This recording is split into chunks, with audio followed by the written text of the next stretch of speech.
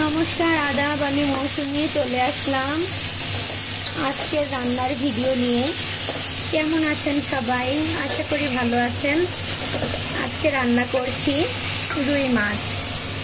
যে বড় বড় রুই মাছ, অনেক বড় সাইজের একটা রুই মাছ, 1.5-2 কেজি ওজনের। আজকে রুই মাছ রান্না করছি মূলা, আলু আর আমার গাছে এই যে 5-6টা সিম হয়েছিল, সেই সিম দিয়েছিলাম জিরা ফোড়ন। তারপরে পেঁয়াজগুলো ভেজে নিয়েছিলাম। তারপর দিয়ে দিয়েছি সবজি দিয়েছি মূলা, আলু আর একটু সিম দিয়েছি, একটু জিরা বাটা, একটু পেঁয়াজ আর একটু রসুন বাটা সামান্য।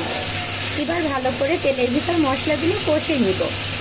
মশলাগুলো কষা হয়ে গেলে দিয়ে দিব একটু ধনিয়া গুঁড়ো দিয়ে তারপরে দিয়ে দিব জল দিয়ে ফুটিয়ে নিব কিছুক্ষণ। তারপরে মাছগুলো দিয়ে ধনিয়া পাতা দিয়ে নামিয়ে নেব।